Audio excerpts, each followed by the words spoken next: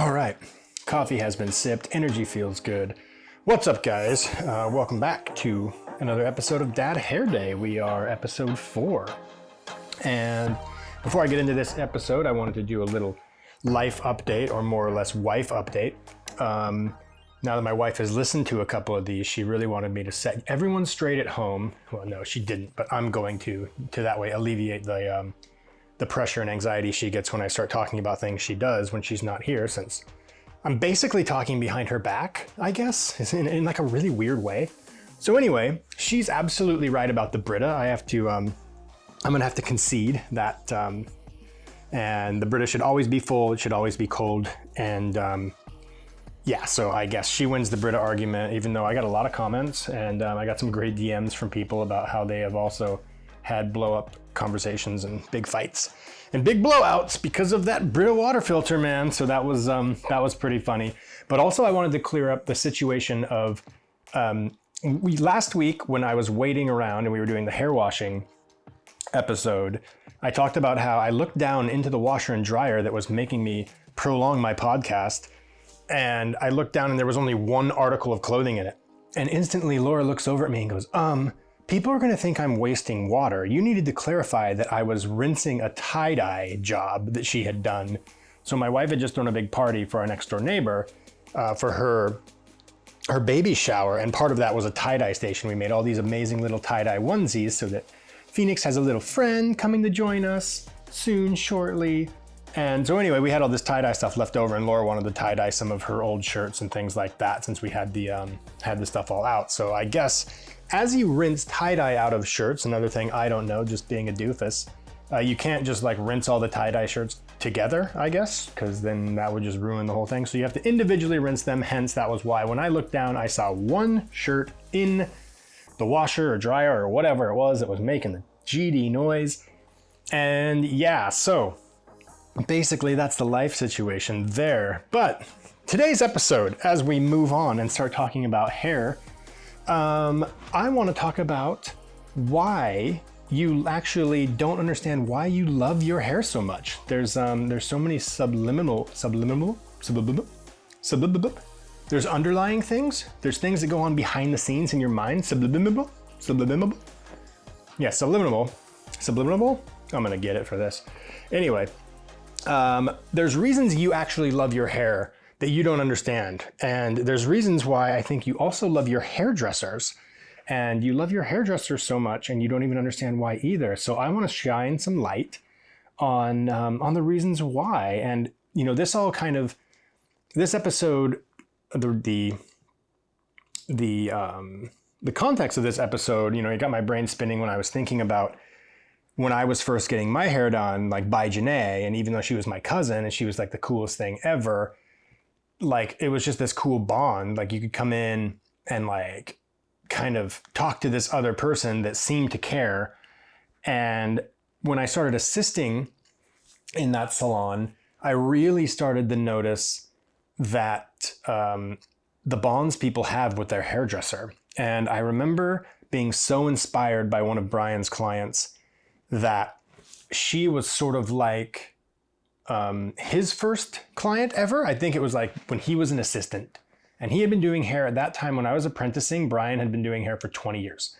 So when he was apprenticing 20 years earlier, he had to obviously take clients just like everyone does. And I remember meeting his first client, and I thought it was the coolest thing because like seeing the bond that those two had, and the fact that she was like, oh yeah, I was Brian's first ever haircut. And like, look at him now with his own salon and this big staff, and he's married with his kids and all this stuff. And there was almost like this weird connection between them that they had gone through a lot together that was almost like unspoken.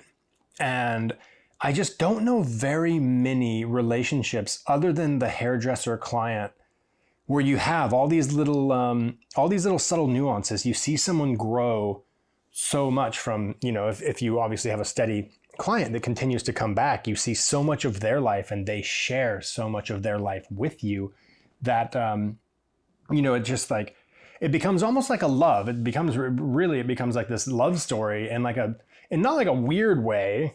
I mean, I have seen things get weird, but nonetheless, it's sort of like the way I started to think about it is there's only so many professions in our world where you can legally touch another person. There's something so sacred and so personal about being able to take your hands and put them on another human being. And when you think about it, you're like, okay, I've got my doctor, I've got my dentist, and I've got like I don't know, maybe you have like a masseuse, but you don't like love your doctor. I mean, I don't think a head shampoo and a blowout feels the same way as like a stethoscope and like that wooden stick down your throat thing that they do, the ah moment. I think the moment when we spin you around in the chair and you're like, ah, that's a little different than the, when you have a dentist working in your mouth. And, it's very interesting as a hairdresser that I think us as hairdressers, we take that for granted. We really take for granted the fact that just because we're not seen as like this high-end medical professional or someone that had to do 15 years of training and get our doctorate, we still have the power to put our hands on another person. And when you actually put your hands on another person, there's this, I feel that there's like this flow of energy, and there's just something that you connect with in other ways that you just can't. I mean, it'd be kind of like, let's say you're talking to your therapist and you tell your therapist everything, right? But your therapist like doesn't walk over and touch you. That would just be weird. And your therapist actually isn't, I don't think, I mean, I could be talking out of my ass, but I'm pretty sure your therapist can't touch you. Like that's just, I don't think that's part of their job is to like come over and like touch you. But when you add the thing where like when you sit down with your hairdresser and they touch you and then you start pouring out your life and you basically use your hairdresser as your therapist, as they have this like flow of energy and they're listening, and they're also, what we do in our craft is we try to make you feel the most beautiful as we can. So while you are talking through issues and talking through problems and just need someone to listen to you, at the same time, we are listening and we're also trying our best to make you the most beautiful. And it's this really cool thing that happens like between a client and a hairdresser. And, your doctor tries to make you better as well. And of course, your dentist is trying to make you better as well. But, what we do, and this is a Vidal Sassoon quote, is what we do is called cosmetic, right? Like literally, I cut your hair, I color your hair, we perm your hair. However we, put an updo, throw your hair in a ponytail, whatever we're doing, it's actually cosmetic. But when you do something for somebody else and when you give them the haircut they've always wanted, or in that story about my little sister when she was crying and she, got that really bad haircut and then Brian saved her. Or I've got a couple stories that I want to actually bring the client on to tell you about where I kind of saved them. And when you actually do something for somebody else and make them feel so beautiful and you give them the confidence that they needed, or you give them like a much needed boost and they're going through something. But basically what I'm trying to say is, what it is cosmetic. Yes, we're cosmetologists, but when you do it really, really well, I don't think you're just touching people's hair, you're touching their soul in a lot of ways. And I just don't think you can say that about a lot of other professions. I mean, like your masseuse, you get a really great massage, but the masseuse is like, to me, the one night stand of like the people that can touch you, right? You don't want to talk to them. You don't even want to know their name.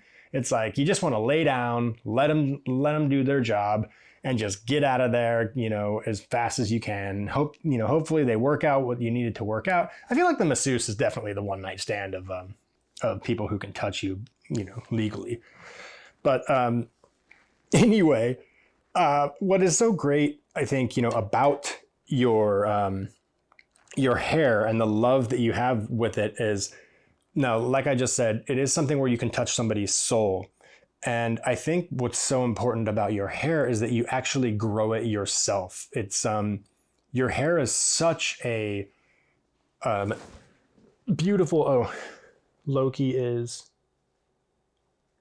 doing circles in the luggage. We just got back from a trip, and Loki does not want to be left behind on the next trip, so he is going to lay down on the luggage. Sorry, I was really going somewhere beautiful with that. Let's see if I can swing back into that. So as I said, when you do someone's hair beautifully, you can really touch their soul. And I think your hair is such a reflection of what's going on inside of you. And I've seen, people that have really bad hair because they're really stressed out. I've seen people that have beautiful hair because their life is just, beautiful right now. I feel that there's such a strong connection because of the reason why women that are pregnant, like I've seen this with Laura now, her hair got so beautiful because of all that oxytocin that is just running through her body as she was growing little Phoenix. And I truly, truly, truly think that there's such a deeper, it's not just take fish oil and brush your hair to make your hair healthy. I really think there's something more emotional and much more, more powerful that goes on that you actually see in your hair. And I think the best example is that when you're pregnant, when you really are radiating, everyone's like, your hair and your skin and everything's so beautiful. And I think that's all based upon the fact that you have so much love at that moment. Like you're growing this little thing inside you, and it's just going to be, you're so excited and you're trying to take care of yourself the best that you can for this little thing that you have happening. And you see it in people's hair. And not only that, it's like when, let's say you want to grow your hair long, it takes a lot of dedication. If you just want to try out a bold red lip or try out a cat eye, it doesn't take as much dedication. You try it. You grab the lipstick, you put it on. You grab the makeup, you throw on your cat eye. But if you want hair longer, well, your hair only grows a ½ inch a month. So if you want 6 inches longer, I'll see you in a year. And you have to be diligent and dedicated and treat your hair with respect and the love that it deserves to grow.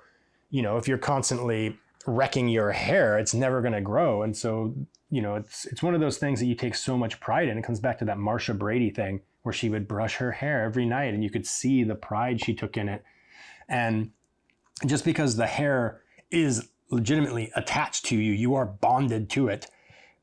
You're bonded to it not only by science and the fact that it's bonded into your follicle, but it's also like you are bonded with it emotionally. And I see it because I see so many women that have their safety blanket is their hair.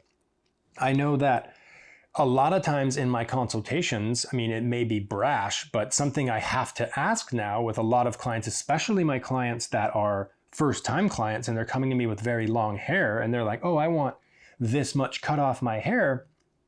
I always like to kind of flip the conversation on its heels and say, I don't really care how much you want cut off. I'm more worried about how much hair you want to keep on. Let's not worry about what's going to go into the trash at the end of this haircut. Let's worry about what you're going to maintain and keep, and where the focal points of the haircut that I leave on your hair are, as opposed to people being like, oh, take like an inch off the bottom and can you give me some facial framing and maybe some layers? And I'm like, well, the length at the bottom, what are you trying to accentuate? Are you wanting to, see, do you want your hair to feel longer? Do you want it to move in a certain direction? Like from the back when you throw your hair back, do you want a really beautiful blunt line? Some girls that are a little bigger and curvier, you don't want that blunt line because it makes them look wider. So sometimes you shape that in more of an arc to make it a little bit more symmetrical, and it makes the eye kind of work down. It kind of collapses the line of the hair down. If you want layers around your face, what is it around your face that you want me to expose? What is it that you love about your face? Is it your cheekbones? Is it your eyes? Is it your jawline? Is it your collarbone? Like, I'm not just going to put layers around your face for no reason. There should be purpose and intent and beauty behind this concept of this haircut. And so, it's just such a beautiful thing that you can do when you give someone such a great, moment to like talk to them and let them understand that their hair that they've worked so hard to grow, it can then be molded and shaped and manipulated in a way to then make them happier and feel better about other parts of their body. And I've known so many women that had no idea that like they had beautiful cheekbones, they have beautiful eyes. I think the funniest one is when I always ask women, they're like, oh, take 2 inches off the bottom. And I say, okay, do you still want it to cover your nipples? And I just love that because I've had so many clients that told me to take 2 inches off the bottom, and I took 2 inches off the bottom, but then it came up and it doesn't cover their nipples anymore and they feel naked. And even when your hair is that long, like you still have considerably long hair, but if it doesn't cover their breasts, a lot of times they feel very vulnerable. And it's just like, it's only a thing a woman can tell you from years of doing hair and experiencing that. So that's like something I make sure in my consultations to ask them, like, oh, you want 2 inches off your hair, but do you still want it to cover your nipples? And they're like, oh, yes, please. And it's just such a funny thing. And it's a hard thing to say in a climate like we live in now, because who knows with all the Time's Up stuff now, how like people can consider that being pervy or whatever. But it's just something that I'm confident enough to ask, just due to the fact that if I do it and I cut your 2 inches and then your hair doesn't cover your boobs, then you're going to be pissed at me. That's all there is to it. So once you have trust like that with a client, and you have trust with your hairdresser, you know, I think what's so cool in my career and from my experience, it's just been incredible to see people grow. And it's just, depending on, you know, how often you see a client. And I had clients I saw every week. I had clients I saw once a month. I had clients I saw once every 6 months. But every time they came in my chair, it always seemed like it was just like yesterday. And I thought I was so fortunate for that, to be able to never really have a client sit in my chair, you know, that I didn't seem like I knew. And it's a very interesting thing as a hairdresser, because when you start seeing people, you go through a transitional phase, right? So basically it's like, you have a first date with a client, right? It's your first time you ever see someone. So if I had a full day of clients on my books and I see a name I didn't recognize, I'm like, okay, this one's a first timer. Or something I would always do in the salon is I would always make sure on that day to have my assistant run up and see, A, when was the last time I saw this client? Or B, is it a first time client? And I always put this big FT next to their name, because you only get one chance to make a first impression, right? So a first time client was very important. And it's just like a first date. Like, it's always going to be sort of awkward. You never really know how you can talk to someone on the first date. You can never really know how you can, the thing that's weird about being a hairdresser sometimes is you never know if you should really go for it. If maybe you should just play it safe, right? For that first one. And you're like, yeah, let's just, oh, you want a haircut? And they're like, yeah, I really want this beautiful haircut. And I'm like, yeah, well, let's just do a little bit. Let's ease into our relationship. How about I just kind of give you a basic bitch haircut? And if you like it, then you can come back to me and I'll whip out the razor and I'll do the whole thing and I'll like really give you a matte fugit haircut. And, you know, you have to really understand whether that person is coming to you because they want your haircut, or if they just sort of are coming to you because they want a haircut and they're coming to like the salon. A lot of times, I mean, I worked in amazing salons in New York City, so I had to understand whether they were coming to the salon because they knew everyone at the salon was good and they would just get a good haircut, or were they coming to the salon because they wanted matte fugit to cut their hair? And it was a very different thing, because I cut hair so much differently, primarily with my razor. And that was kind of my claim to fame, was I'm now a master razor cutter. And what I do with a razor is so different than what most people do. So a lot of times, you know, you instantly sort of suss that out in the conversation, in the consultations. And the amount of clients I got that were like, you're the guy with the razor, give me that haircut that you're known for, that type of thing. And then I can just grip it and rip it right on the first date, give them exactly what they want. And like I talked about in previous episodes, when you start getting press and you see like, you know, best razor cut of New York City, that's obviously going to drive a different clientele to your chair than it did before that article comes out. So, but what's so cool is, before I tell this story, I want to tell another story. So I'm from a really, really small town outside of Seattle called Enumclaw, as we've established. There is a town directly next to me called Auburn. So it went like Enumclaw, Auburn, and then it went into Federal Way, where the salon I apprenticed at was. And then as you continually move more towards Seattle, it was kind of like Federal Way, and then it was the SeaTac Airport. And then as you continued to move north up I-5, you eventually would land in Seattle, 45 from the original, from Enumclaw. So anyway, there's all these little towns in between. So like I was saying, sometimes people come to the salon just for just because they know that when they come to Sally Hirschberger downtown, meatpacking district, they're going to get a rock and roll haircut. So I remember this client came, sat in my chair, and we start talking. And you get a lot of these, New York girls that come to New York on vacation, and they're just here and they want to have the full experience. They're going to do the whole Sex and the City tour. They're going to go to Magnolia. They're going to go do this. They want to ride the fucking horse-drawn carriage through Central Park, and they want to get a New York City haircut. And it's their once-in-a-lifetime, trip to New York City. So I'm talking with this girl, and that's basically what she's explaining to me. And I'm like, this is so cool. I'm really excited. And she goes, I want you to do whatever you want.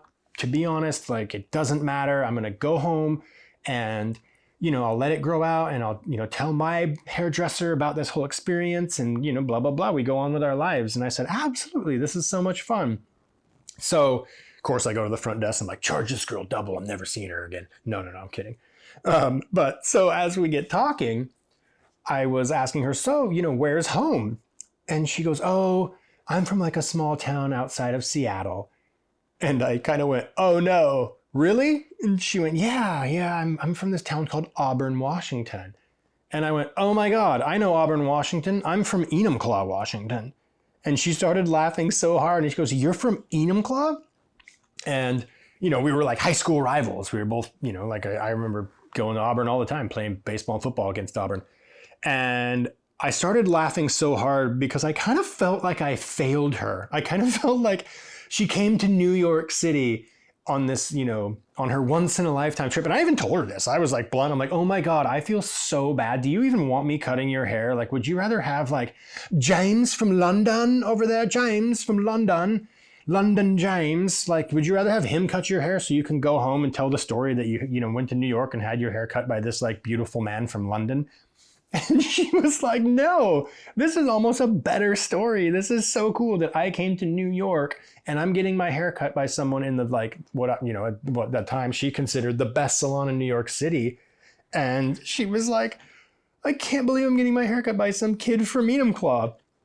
And it's just one of those moments, and, it had never happened again. I never really had a moment like that where it was just, I don't know, it was so funny. It was so funny. We both laughed the entire time, and I gave her my full razored up haircut and did the whole shebang. And then I think I even told her, like, hey, if you love your hairdresser, back home, you can go to this, if you don't love your hairdresser back home, you can go to, so-and-so, you can go to Janae, you can go to Brian, you can, they can basically, recreate my haircut. So now you can actually maintain this style. And I think she really loved that. She loved the fact that she didn't have to be like, oh, this is a once in a lifetime haircut.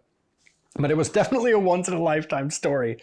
And I think that was just such a cool moment. And it's just a moment that you have with a person in that time. And it's, it's very different than the next story, where when you have someone where you meet, you do your first date, then they become, pretty loyal. You start seeing them over and over and over. Then you really become friends and you start going out with them later.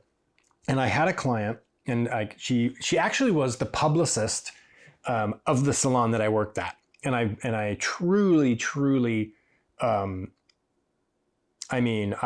I owe so much of my career to her, and her name was Denise. And Denise was like one of those that she just always had so much faith in me, and she always put me in the right place in the right time, connected me with the right people. And I knew her for right when I was an assistant at Sally. And so I knew that I needed to, build my name in some way. And the way you do it is you get a hold of the salon's publicist. The salon's publicist then reaches out to the magazines and tries to get you editors in your chair to then expose you to these people that then write about you. And Denise would do that for me. She was my hustler. And she was basically like, yo, you're staying late tonight. You're doing so-and-so's hair from Allure, or you're doing so-and-so's hair from Marie Claire or Cosmo. And I'm like, okay. And we became such good friends because when she needed things done, she always knew that I was there to back her up with like a schmoozy blowout. So if she needed to talk about a different product, she could come into the salon after hours, talk about a different type of product, but I mean, she still represented the salon, so she could talk about a makeup product to the editor while the editor was getting her hair blown out by me, and it was a win-win for everybody. So I got to meet the editor, I got to schmooze. She got to then, basically have an editor desk side, as it's called, and she got to tell an editor about not only me, but about a product she wanted to pitch. So then the editor would the next day would go home, go to work, talk about this amazing blowout she had for me, and then write about the makeup that, Denise wanted her to write about. So Denise and me were kind of like partners in crime. And she also was the one that would call me on my bullshit all the time, and I loved her for it because she was like 0 fucks given, and she would call me on everything, and I love that because not very many people did. And like growing up in a really small town, I just kind of got to do what I want and all this shit, and she'd just be like, dude, you're such a tool. I just remember the amount of times she'd call me a tool, and I loved it. And I was like, whatever. I'm like the whole tool shed, you bitch. And just looking back, and it was really funny looking back at like pictures of us when we were so young and going out all the time. And what's great is when you have a client like Denise, and I have many clients like this, but I just love to use her as an example, is that you get to start seeing her like with boyfriends. And then, we go out at night and, she's like, what do you think of this guy? And I'm like, oh, like whatever. And I'd give her my input. And then like you'd see like her date a guy and then go through a breakup, and then you'd be there for her for the breakup. And then she'd like date another guy, and then you'd see that part, and then you'd see like a whole different part, and then we'd like party on New Year's Eve, and it was like every New Year's Eve with Denise, and sometimes it was different guys, and then all of a sudden there was like a steady guy all the time, Ben, who was like the coolest guy, and it was just so funny that as you go from first date with a client to becoming a friend with a client to becoming to watch their life evolve to the point where they are now confiding everything in you. And so many of my clients, especially in New York City, where, the whole Sex and the City thing was based upon you can never find a good guy. Most of my clients said their longest male relationship was with me. After 10 years of being in New York and after 10 years of cutting so many women's hair, there weren't very many women at that time who have had a longer relationship. I think even Denise and Ben have been married now for maybe 5, 6, 7, 7 years, something. Definitely long enough to have 2 kids and like be crushing life. They moved away now, and just like we did. But she's one of those people that you just, no matter what, right when you send the text or every time you see him, like you're just best friends again because you just have this bond with a person from years of doing her hair, giving her haircuts, cutting her mom's hair when she would come into town. And then like the big day, which was the most special, was her wedding. And the funniest thing about when you know somebody so well, Denise was always about her power top knot. And like, it was kind of like this funny thing where I always cut her hair in these cool ways, but it never mattered because she always wore it in a top knot. And so the day of her wedding, she's like, you're obviously doing my hair for my wedding. I'm getting married in Arizona. Like, there's no way out of that. You have to come. Just like when she would say, you have to stay for an editor, like whatever Denise said, I did. So as I did her hair for her wedding, I was like, yo, dude, we didn't even do a wedding trial. And like, we didn't even talk about what you wanted to do with your hair for your wedding. And she was like, oh, well, her uncle was a dress designer. And she goes, there's the dress. It's bomb. And I'm like, yep. Okay. That dress is dope. And she goes, and dude, let's just say that like, we've been doing wedding trials for the last 8 years or whatever it was that I've known her since then. And she goes, so I totally trust you. Just give me a hairstyle and I'll walk down the aisle in it. Like, she's like, I completely trust you. And it was the coolest thing for me to just kind of be like, oh, this is so dope. I get to design Denise's wedding hairstyle. And, it was a big deal. Town and Country covered it. And it was a very like big moment. And I wanted like amazing pictures. But it's also that moment when you know somebody so well. And when you have that like reciprocating love for somebody else that you're like, I know exactly what this girl wants. And I'll never forget pulling her hair up so tight into this super tight ponytail. And then what I did was I took the ponytail and I remember I think she grew her hair out, because she didn't know what I was going to do with it. So it was super long. So it's really tight in this tight, high ponytail. And then I start braiding the ponytail and I do this 4-strand braid, this big, huge, thick braid. And once I get that, bound and tied with my elastic, I then I then take it and I wrap it back down around the ponytail, like the base of the ponytail, into this really cool, knotted, braided, zero fucks given power bun. And it was like still like the way the way it pulled up her face, and and like the balance of it was so beautiful, and it had this intricacy of the braid, so it was still romantic. And it just was that moment where I'm like, this is Denise's wedding hairstyle. And it, like, I didn't even think twice about it. I'm like, there's no way I do some sort of flowy, glammy wave situation. That just wasn't her. I don't do like old Hollywood. I don't do like a romantic Cinderella thing. It's like, no, badass power.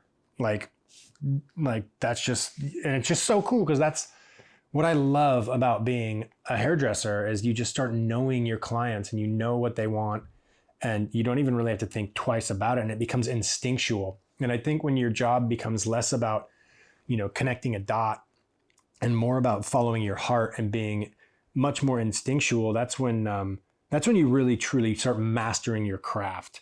And there aren't very many I don't think a doctor could just be like, yeah, take 200 milligrams of this because I just got a gut feeling. Like, you can't really do that as a doctor, or as a dentist or something like that. So it's one of those things. That's why you love your hairdresser, and I think that's why you love someone that can make an instinctual feeling that comes from a place of knowing who you are, what you're about, knowing your hair that's only yours. Not looking at a cover of Us Weekly magazine and going, I think we should do this. It's about knowing you, knowing like who you are as a human being, and then being able to, create it and put your hands on that person at that time. And it was so fun, that wedding, doing her hair and just laughing about all the boyfriends and all the different things, and just like all the crazy New Year's Eves we had together, and like the people we have met along the way, and the times I fucked up so bad doing things I should have never done, and how she had to save my ass, and like the fires she put out for me. And I mean, it was just so cool. And that's like one of the things now. So going, in my career, going from, now that I'm cross country and I'm trying to still rekindle and try and hold on to those relationships, and maybe one day have a 20-year client, even though I don't live in New York anymore. It's harder. It's hard to go from, an assistant to a stylist. And then, as I assist a lot of my clientele, when I was an assistant, I was charging them like $60 under the table, or $40, I think, like under the table, $40 cash for a haircut. And then they love my haircuts, and I become a stylist, and it's like, oh, now my haircuts are 120.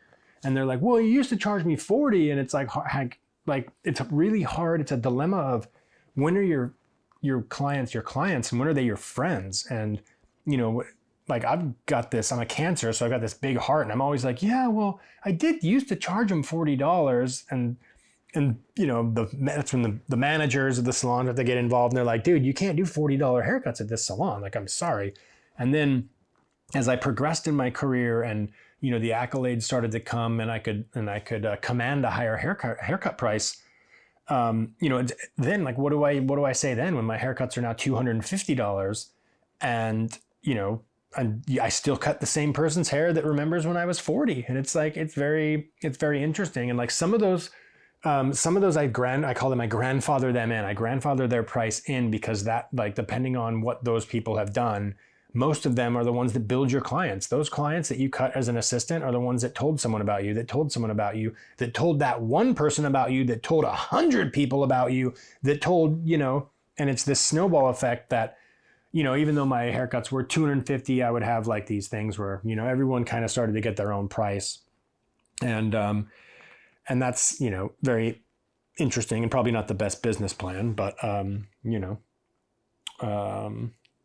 here, come there, but whatever. But now, as I'm cross country and in this COVID environment, I'm trying to figure out how to get to my clients, how to like still spread that love and like that understanding of like, I love to do their hair. I mean, I don't want to dodge them. I was there in February. I'm trying to go back here very shortly. It's gonna be, it's mid-November now. It's the beginning of November now. I want to go next week, depending on when you guys are listening to this, try to get some stuff done for my clients before Thanksgiving and Christmas, and New Year's, so that they at least have great haircuts going into the new year. And, hopefully 2021 is a much, much, much better year. And what's really interesting is that you ask clients now, because now I'm just doing house calls and or I'm cutting in a much more private place, because I can't really cut in the salon that much anymore, because I feel it's mean for me to go in and try to command a chair in a very busy salon where everyone's there day in and day out, even though Serge is so loving and he's like, you always have a chair. But I just like, you come in, you demand an assistant. I'm doing 15 haircuts a day and I don't even, it's just a whirlwind and I feel like I'm putting people out. I'm moving people around. It just doesn't feel right. So as I start now on this new, this new part of my haircutting career, I've been asking my new clients how they feel about, do they miss the salon environment? Like, is it different doing a house call compared to, compared to the salon, atmosphere? Because, it goes back to me loving that idea of going into a salon. I loved that. I loved that as a client, to go in and get my hair shampooed and see the busy hustle bustle of everything. And most of my clients have not missed it. They said, if we want a really nice cup of coffee, we'll go somewhere first and bring it. If we want an amazing head shampoo and a blowout, because a lady doesn't get their hair blown out, you can get your hair blown out anywhere on any corner in New York City, any dry bar, or just go to, my salon at Serge. If they want that experience, they can book that and go see someone for a blowout, but they really want my haircut. That's the thing. And I don't think it's because I give the greatest haircut, but it's because I've been cutting their hair for years. And it's the comfort, it's the trust, it's that bond you build, it's the love that you have with your hairdresser. And, and I think they reciprocate that love. They love hearing me talk about my daughter. They love hearing me talk about my wife. They love, hearing about this like brand new road of recovery and trying to be just a better person overall. And, and I think it's just so great to have that kind of relationship with people, because I think we're living in such a world that is so, it's just blinding by social media, and you just don't have, we're lacking human connection. And I was watching The Social Dilemma the other night with my wife, and it made me think, there's something about a hairdresser putting their hands on another person and that doesn't matter how many likes you get. Like, sure, you want the picture afterwards and you want to get all your likes, but that actual relationship with you and your hairdresser, that bond that you both have together, and as you grow through that, it's a very fleeting thing that our world doesn't have anymore. Like, could you imagine having that kind of love with like your butcher, or like your mailman, or like, like we used to, your milkman, for Christ's sakes, like back in the day, things like we're lacking this human bond. And I'm just so fortunate to be able to still have that with so many people. But it just makes me think that it's one of those things now with Phoenix and her hair growing. I'm going to be so excited to get her, styling her hair and have that bond with her, and to be able to share these experiences with her as she grows, and we play with her hair and she grows up and we do fun stuff with it. And, so it's just one of those things that I just think we could all value and benefit from, the way we think about our relationship with our hairdressers, to try to maybe think about that in other aspects of our lives. And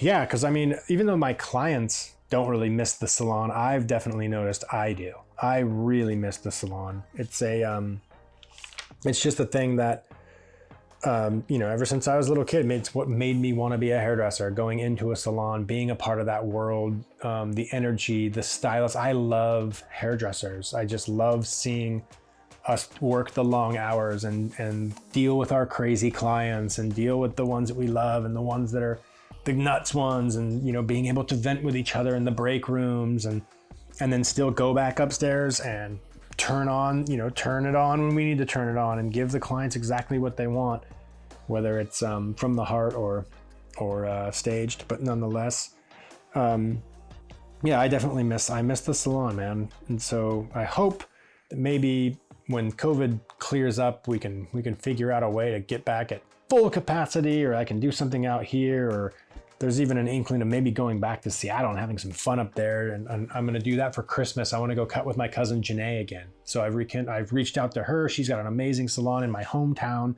and I'm so excited to go up there and do a razor cutting class with her staff. And if anyone's listening to this up in the Seattle area, I will be cutting at Salon Kathleen up there with Janae. And I think that will be so fun to like rekindle our little, the cousins cutting hair again and just kicking ass on Christmas. And yeah, so anyway, I think I've talked enough about why you should love your hairdresser and why you should love your hair, and the fact that, you know, it's the only thing you really grow and mold and shape and sculpt, and it's yours, and love it. And please treat it amazing. And you know, the next time you're looking at yourself in the mirror, just remember how beautiful you are and your hair is. And I don't want to get too sappy. I know I didn't have a lot of hair tips for you guys in this one. Hopefully you got a kick-ass updo idea out of the high ponytail with the braid and wrap that up. That's a good one. Other than that, just take care of yourselves. The better you take care of yourselves, the more you love, the more your hair will feel it, the more we will see it in your hair. And spread that love and just have an amazing Dad Hair Day, you guys. And I hope to see you all in the next episode.